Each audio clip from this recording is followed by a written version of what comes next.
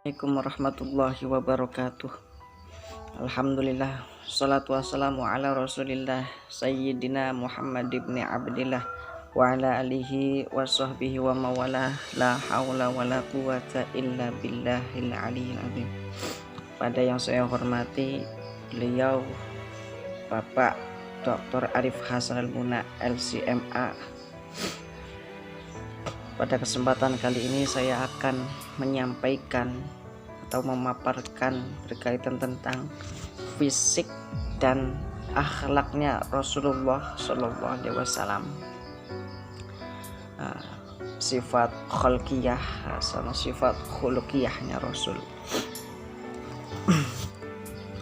Bahwa Rasulullah SAW diberikan keistimewaan oleh Allah secara fisik. Beliau memiliki perawakan sedang, tidak terlalu tinggi dan tidak terlalu pendek, artinya sedang lah. Tidak terlalu tinggi, tidak terlalu pendek, tidak terlalu gemuk dan juga tidak terlalu kurus. Rambutnya sangat aswad, hitam, rambutnya sangat hitam, ikal namun tidak terlalu ikal. Wajahnya bulat namun tidak terlalu bulat ya. Kelopak matanya besar, alis matanya panjang. Bersih dan tampan, badannya tegap, tidak kelentrak-kelentruk, apa sih bahasanya. Badannya Rasulullah itu tegap, fisiknya tampan, sangatlah tampan. Bahkan sama Nabi Yusuf, Nabi yang paling tampan, masih tampan Nabi Muhammad tentu. Jenggotnya Nabi Muhammad cukup tebal, keningnya lebar, di tengah punggungnya terdapat stempel kenabian. Kulit Rasulullah SAW itu sangatlah halus, kulitnya ndak kasar, ndak kasar. Rasulullah SAW ketika berjalan, kemudian di belakangnya ada seseorang, maka orang yang berjalan di belakangnya Rasulullah itu mencium bau wangi Rasulullah. Jadi badannya Rasulullah itu sangatlah wangi. Sampai-sampai ada suatu cerita seketika Kanjeng Nabi tidur, kemudian ada ada seseorang yang mengambil keringatnya Nabi, diambil pakai tisu, kemudian disimpan wadai botol. Kemudian Nabi terbangun bertanya, hei, kenapa kamu kok ngambil keringatnya aku? Jawabnya orang mengambil keringat tersebut, katanya mau disimpan buat untuk wewangian, untuk wangi-wangi. Bahwa Nabi Muhammad mempunyai fisik yang sangatlah harum. Sisi lain Rasulullah mempunyai fisik yang sangat tampan, mempunyai kulit yang sangat halus, mempunyai fisik sangat harum. Ada hal istimewa yang lebih istimewa lagi, yaitu Rasulullah mempunyai fisik yang sangat memancarkan cahaya, sangat terpancar cahaya. Sampai-sampai pada suatu ketika Rasulullah berjalan di atas di luar rumah, berjalan kemudian terkena terik matahari, maka Rasulullah tidak ada bayangannya, tidak ada bayangan yang terkena matahari itu. Biasanya kalau kita orang biasa seperti kita, ketika berdiri di atas kemudian ada matahari, pasti di sini matahari, kemudian di sini kita berdiri di sini, kemudian di belakang kita tentu ada bayangan sinar matahari itu. Tetapi kalau Nabi Muhammad tidak ada bayangannya. Itu kenapa?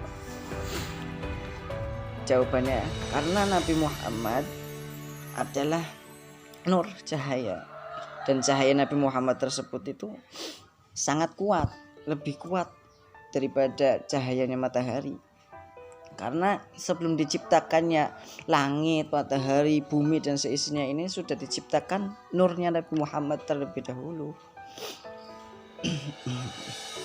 Khalaqa qoblal asya, kalau di apa sih itu Simtud Duror, sebelum diciptakannya langit, bumi, matahari, bulan sudah diciptakan nurnya Nabi Muhammad. Jadi tentu Nabi Muhammad sangatlah mencereng, bahasanya apa sih ya, sangatlah bersinar. Walaupun di kasat mata kita tentu matahari sangat kelihatannya bersinarnya kuat banget, tetapi lebih bersinarnya Rasul, karena matahari juga mendapatkan sebagian atau sedikit ya kecipratan dari nurnya Nabi Muhammad SAW. Bahwa Nabi Muhammad itu basyarul lakal basyar, manusia tapi tidak seperti manusia biasa, artinya yang manusia luar biasa. Nah, boleh dikatakan bahwa Nabi Muhammad adalah manusia yang manusia biasa. Kemudian membahas berkaitan tentang akhlaknya Rasulullah SAW, bahwa Rasulullah SAW ketika beliau ngendika atau ucap berkata dawuh, perkataannya Rasul itu sangatlah fasih, memiliki nilai sastra, penuh hikmah. Artinya setiap apa yang dikatakan oleh Rasul tentu mengandung makna, mengandung arti. Sampai Kanjeng Rasul ngendika, man kana yu'minu billahi wal yawmil akhir falyaqul khairan aw liyasmut.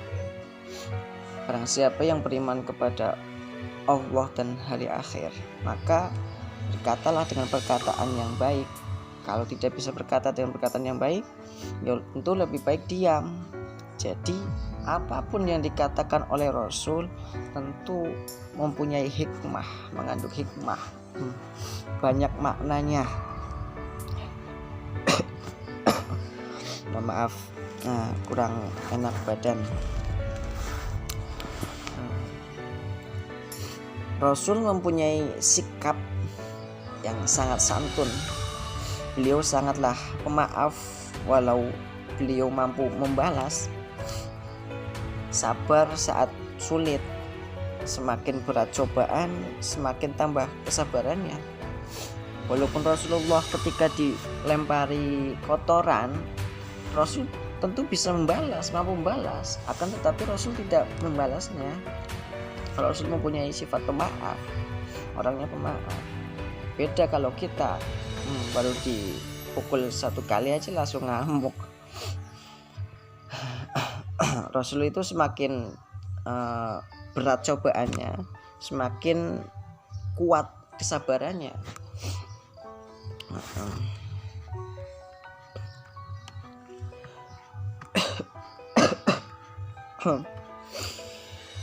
Beliau adalah seorang pemberani dan yang paling berani. Anas bin Malik menuturkan, pernah suatu kali penduduk Madinah dikategorikan oleh sebuah suara. Orang-orang segera menuju ke arah sumber suara tersebut, namun ternyata mereka mendapati Rasulullah SAW telah kembali dari tempat tersebut. Beliau adalah seorang yang sangat pemalu, lebih pemalu dari seorang gadis pingitan jika membenci sesuatu. Tampak dari wajahnya, pandangannya tidak disorotkan kepada seseorang. Jika ada berita tak baik, tentu seorang dia tidak sebutkan namanya, namun cukup dia katakan, kenapa ada kaum yang melakukan ini. Di Nabi Muhammad sangat menjaga perasaannya, mempunyai sifat akhlak yang sangat menjaga perasaan. Misal seketika ada hadisnya seperti ini, idza salah satun fala yatanajjasnani duna wahid. Jadi ketika ada orang bertiga, duduk 3 orang, kemudian 2 orang tersebut berbisik-bisik tanpa sepengetahuan orang yang satu itu, hal tersebut tidak boleh, dilarang. tidak boleh, kata Nabi, fala yatanajasna duna wahid, tidak boleh berbisik-bisik dua orang tersebut tanpa sepengetahuan orang yang satu itu. Karena hal yang bisa diambil dari hal tersebut bahwasanya Nabi Muhammad sangatlah menjaga perasaan seseorang.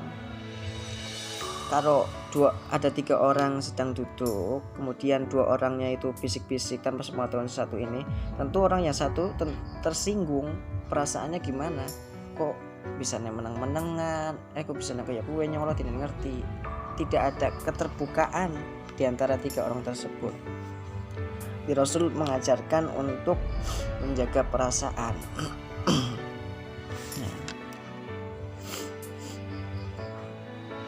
Nabi Muhammad lah, tentu kalau diceritakan bahwa akhlaknya Nabi Muhammad sangatlah Masya Allah, sampai dipuji oleh Allah dalam Al-Quran, innaka la'ala khuluqin azim, bahwa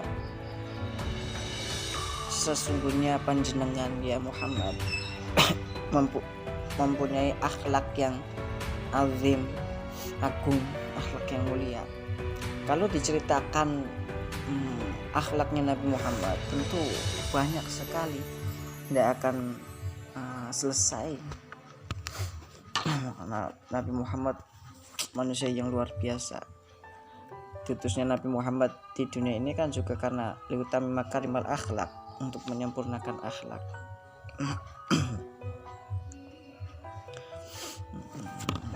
Mungkin hanya ini yang bisa saya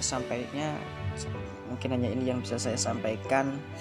Mohon maaf apabila ada kesalahan tutur kata atau kesalahan yang lainnya, mohon dimaafkan.